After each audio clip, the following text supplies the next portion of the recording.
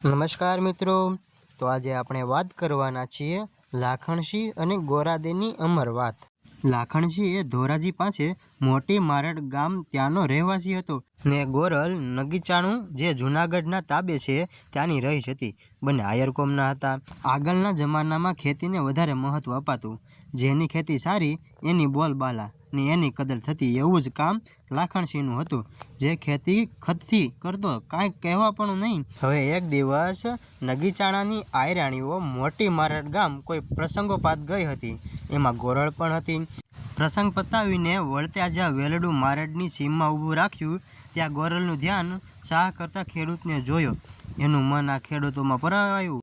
વાહ તારી ખેતી, રંગ છે તને। ખેડૂત તો અવળા મોઢે જતો હતો, પણ બધી સ્ત્રીઓ વચ્ચે બોલાવો કેમ?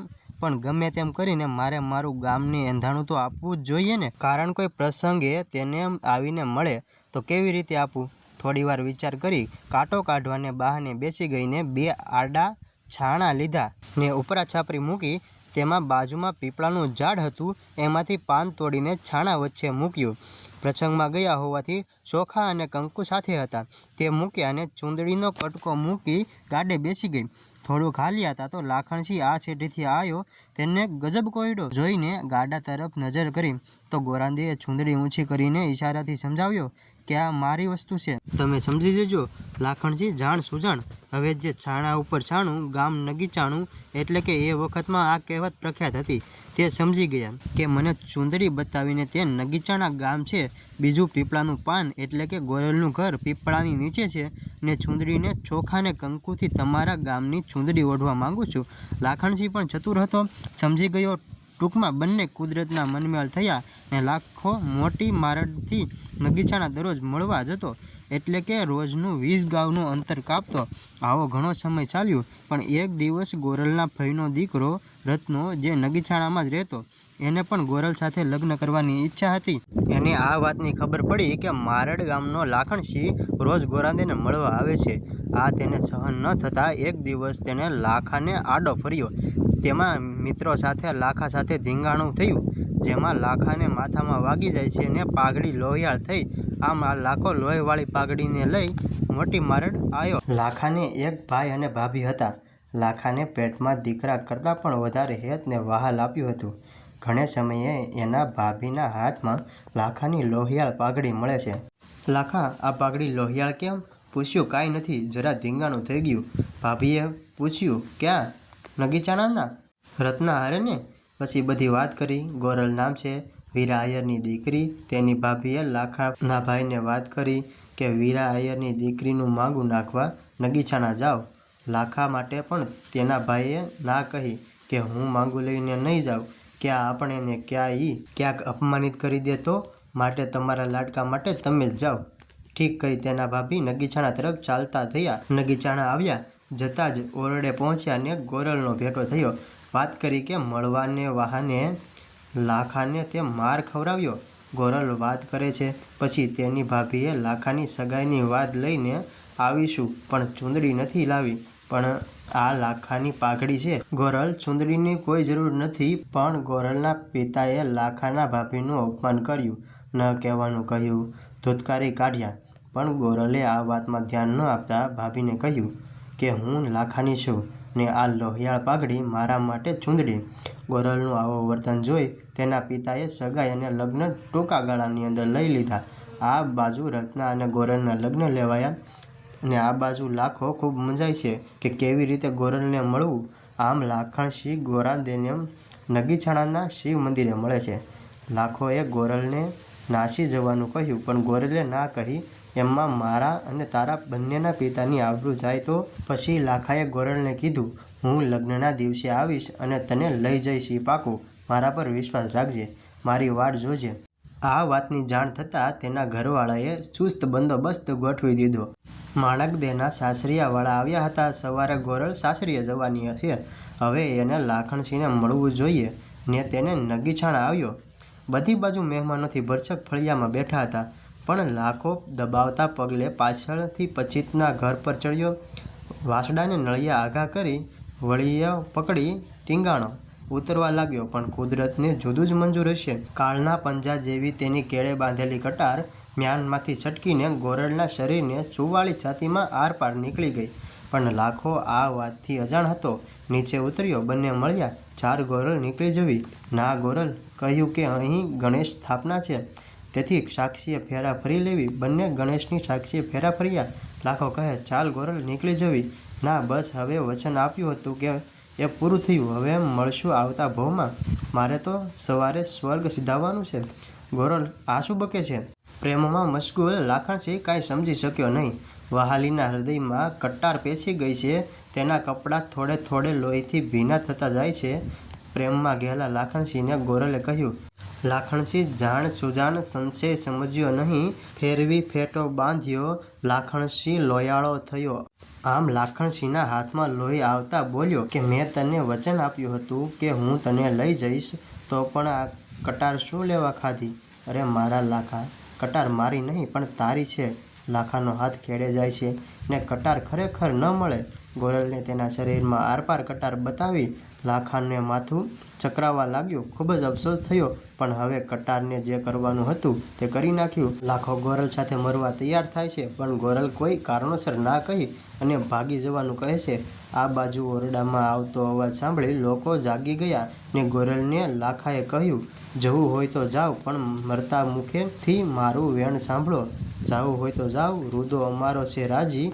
બોલ્યો ચાલ્યું માફ કરજો, પ્રીતિ રાખજો તાજી. અદ્ભુત હિંમતવાળી બહાર થતા શોર બકોરમાં લાખો હિંમતના હારે એટલા માટે કહ્યું કે સામે ચૂલામાંથી રાખની જોડી ભરી લે ને બહાર નીકળી જા. સામે આવે એની આંખોમાં નાખજે, તેથી તું તને કોઈ વાંધો નહીં. આમ બહાર આવેલા લોકોના ઘરના સર્વ ગોરલને ઓરડે પહોંચ્યા. ન દેકારો થયો, કમાડ ખેડવો ને ઉપરથી ઉતર્યો. આવી વાત ચાલતી ત્યાં ગોરલના શરીરમાંથી કટાર કાઢીને હલ્લો કર્યો અને જતાં જતાં વહાલીને રામ રામ કહેતો ગયો. આમ લાખણસિંહ છલાંગ મારી રાખ ઉડાડતો વીર ફળિયાની બહાર નીકળ્યો. સર્વ જુવાન હાથમાં તલવાર સાથે જોતા રહ્યા ને લાખો નીકળી ગયો. એક જણ બોલ્યો, દાદા કરો દાખલો, વીર પડવો વાર. જે નર ન મૂવો ઘરની આંગણે, મારવો ઝાંપા બાર. આમ લાખણસિંહ મારડના માર્ગે ચડે છે, પણ એ જમાનામાં વેકળા એટલા સાંકડા હતા કે એક ગાડું આવતું હોય તો સામે ઘોડું પણ ન તારવી શકાય. એટલા સાંકડાને લાખણસિંહ જે રસ્તે ભાગ્યો તે રસ્તામાં સામે ગાડું આવતું હતું. હવે જો આ પાછો વળે તો 15 ઘોડેસવાર ભેટી જાય. શું કરવું? સામે ગયા વિના કોઈ ઉપાય જ નહોતો. તેથી ઘોડીને એડી મારતા ઉપડીને ગાડું ઠેકી ગઈ. પાછળ પડેલા ઘોડેસવારોએ ગાડું સામે આવતું જોયું. ઊભા રહ્યા વિના છૂટકો નથી. થોડી વારમાં ગાડું આવ્યું ને સમાચાર લીધા કે કોઈ ઘોડેસવાર સામે મળ્યો. કેમ એને પૂરો કરવો છે? જટ વાવડ આપો. તે દુહામાં બોલ્યા, દાદા મ કરો દાવડો, વીર મ ચડજો વાર. જે નર ન મૂવો ઘર આંગળે, તે મરે ઝાપા બાર. હવે તમે પાછા વળો. એ તો માટિયાર હતો કે ગાડું ઠેકી નીકળી ગયો, તમારો ગંજુ નહીં. ભોઠા પડેલા લડવિયા વિલે મોઢે પાછા ફર્યા ને ગોરલને ઓરડે આવ્યા ને આવીને અંદર જુએ તો ગોરલના કાળજું ચીરાઈ ગયું હતું. સર્વ વિસ્મિત સ્વરે બોલી ઉઠ્યા કે ખૂન કરી નાસી ગયો. લાખણસિંહ લોહિયાળ કપડે રઝળતો વગડામાં ગોરલ માટે ઝૂરતો જાય છે. ત્યાં સૂરજના અંજવાળા થયા. પોતાની વહાલી ગોરાદીના ગામ માથે નજર કરી તો તાપણી જેવું જોયું. તને થયું કે નક્કી કટાર કામ કરી ગઈ લાગે છે. ગોરલ નક્કી સ્વર્ગે સીધાવી લાગે છે. સામેવાળા ગોવાળને પૂછ્યું, સામે સોના જેવી ઉજળા ચિતા કોની બળે છે? ત્યાં ગોવાળ બોલ્યો, સોના જેસી શે બળે, રૂપા જેસી ધૂંચ. જે ઘરે લાખણસિંહ માણતો માઢું મૌચ.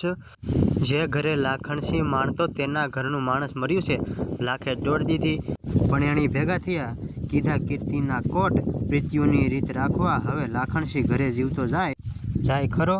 લાખણસિંહ ગોરલની ચિંતા ભણી હાલી નીકળ્યો. જેમ જેમ ચિતા વધારે નજરે પડતી ગઈ એમ એમ ભડભડ બળતી ચિતાનો અવાજ સંભળાવા લાગ્યો. તેમ તેમ તેની ચિંતા સ્થિત અકથ્ય થવા લાગી. પોતાની વહાલી ગોરાદીની તે જ ચિતામાં પડી જવા પોતાના શરીર પર ઘી છાંટી દોડ દીધી. કોઈ પકડે તે પહેલાં ચિતામાં કૂદી ગોરાદીને ભેટી પડ્યો અને મોતની મીઠી નીંદરમાં બંને નિર્દોષ પ્રેમી સર્વજણ જોઈ રહ્યા છે અને પ્રેમના અહીંયા ભસ્મ થયા ને પોતાની પ્રેમનો અમર ઇતિહાસ આપી સદાને માટે પોઢી ગયા. કોઈ કહે છે કે લાખણસિંહ મોટી મારડ ગામ જઈ ઘી લઈ પાછો આવી ગયો હતો. 20 ગાઉનો પંથ એણે જોતામાં કાપી નાખી નગીચાણા આવ્યો હતો. ઘણા વર્ષો સુધી ગામના લોકો આ બાબતની વાત ન કરતા, કારણ ગામની આ વાત કરી ગામડું થોડું અવળું દેખાય એટલે માટે ઘણા સમય વાત દબાવી રાખી. કોઈ આવીને પૂછે કે આ લાખા અને ગોરાદેનું ગામ નગીચાણું, તો લોકો ના પાડી દેતા. આ એ નહીં, બીજું પણ થોડે થોડે તેમના નિર્દોષ પ્રેમની સૌને ખબર પડી કે તેમનામાં લેશ માત્ર પણ વિકાર ન હતો. આ તો આવા પ્રેમીઓ પર ગર લેવો જોઈએ, કારણ કે ઇતિહાસમાં તો પ્રેમના બલિદાન દેવાવાળાના છે, નહીં કે લેવાવાળાના. ઘણા વર્ષો પછી ગામના લોકોએ હમણાં જ એ લાખાદે અને ગોરલનું સ્મારક જાહેર કર્યું, જે પાળિયા ઉપર નાની દેરી કરી નાખી છે. લાખણસિંહ ને ગોરલ જ્યાં મળતા હતા એ શિવાલય પણ એ પ્રેમની યાદમાં અપાતું અડીખમ ઊભું છે, જે આપ જોઈ શકો છો. હાલમાં પણ નગીચાણાના ગામના પાદરમાં આ બંને પ્રેમીઓના પાળિયા પોતાની પ્રેમની અમર વાતને વાગોળતા ઊભા છે. આ સિવાયના બીજા ઘણા પાળિયાઓ ઊભા છે જે ધૂળ ધોયાની વાટ જુએ છે. આના પર ફિલ્મ પણ બની છે, લાખણશાહની કટાર કે ચૂંદડીનો રંગ. તેમ છતાંય હજુ ઘણા આંકડા ખૂટે છે. ગામમાં વાવ પણ ખૂબ જ પુરાતન છે. આ સિવાય 1440ની આસપાસના ઘણા જૂના પાળિયાઓ પણ છે, જે સતરડીમાં ઊભા છે. ગુજરાત પુરાતત્વ ધારે તો ઘણું કરી શકે એમ છે. મિત્રો, તમને જો આ વિડીયો પસંદ આવ્યો હોય તો વિડીયોને લાઇક અને તમારા સગા સંબંધી મિત્રો સાથે શેર કરવાનું ભૂલતા નહીં. અને આવી જ નવી સત્ય ઘટનાઓ વિશે જાણવા માટે અમારી ચેનલને સબસ્ક્રાઈબ કરો.